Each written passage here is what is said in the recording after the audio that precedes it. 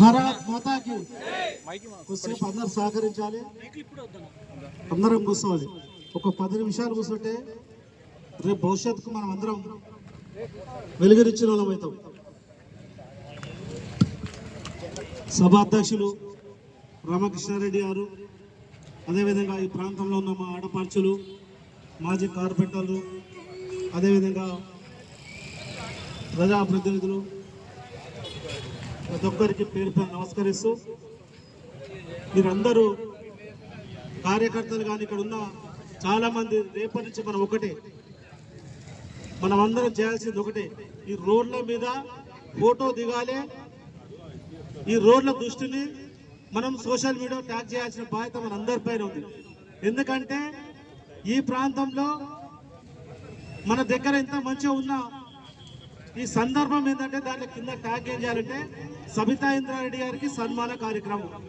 ఈ రోడ్లు ఇంత బంగారు రోడ్లు ఉన్నందుకు సన్మాన కార్యక్రమం చేయాల్సిన బాధ్యత మనం అందరం తీసుకోవాలి.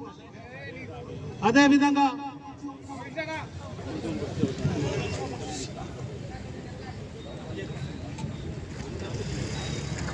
మనం ఒక్కసారి ఆలోచించాలి. కొద్దిసేపు మనం రోడ్డు మీద కూర్చుంటే ఎన్ని కిలోమీటర్ల రోడ్డు ఆగిపోతుందో ఒక్కసారి ఆలోచించాలి. ఎన్ని వెహికల్ వస్తున్నాయి ఈ ప్రాంతంలో, ఈ ప్రాంతానికి ఎంత జనాభా వచ్చింది, ఎంత రోడ్డు వెడల్పు కావాలో నిజంగా కూడా ఇక్కడ ఉన్న అధికారులకు తెలుసో తెలియదో నాకు తెలియదు. ఇప్పుడు మనం మాట్లాడుతుంటే సిఐ గారు చెప్తున్నారు, కమిషనర్ గారు ఆల్రెడీ శాంక్షన్ అయిందంటనా, వర్షాలు పడి రోడ్ అవుతుందంటారు. నిజంగా కమిషనర్ గారికి అవగాహన ఉందా అని అడుగుతున్నాం. ఈ రోడ్ ఎన్ని ఫీట్లు చెప్పగలుగుతుందా అని అడుగుతున్నాం. ఎన్ని ఫీట్లకు శాంక్షన్ అయిందో చెప్తుందా అని అడుగుతున్నాం. ఏది లేదు. ఇక్కడ ఉన్న కమిషనర్ గారు కానీ, ఇక్కడ ఉన్న ప్రజాప్రతినిధులకు కానీ వాళ్ళ వెంచాలకు రోడ్లు వేసుకపోవడం, వాళ్ళ జేబులు ఎట్లా నింపడం, ఆమె జేబు ఎట్లా నింపుకోవాలో ఈ ఆలోచన తప్ప వేరే ఆలోచన లేదు.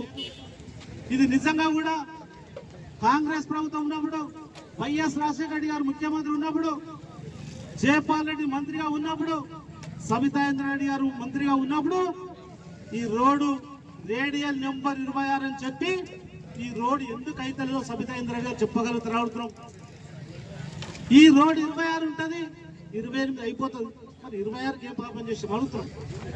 26 రోడ్డు ఎందుకు పాపం చేసి అడుగుతున్నాం. ఒక్కసారి మనం అందరం ఆలోచించుకోవాలి.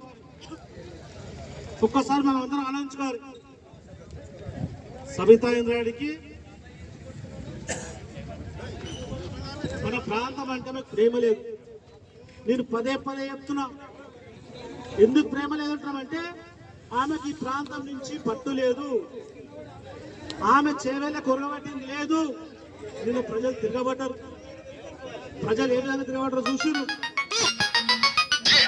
చేవేళ్ళ ప్రాంతంలో మిర్జాగూడ దగ్గర 19 మందిని పొట్టన పెట్టుకుంటే అక్కడ ఉన్న ప్రజలు ఏ విధంగా తిరగబడ్డారు ఒకసారి ఆలోచించండి.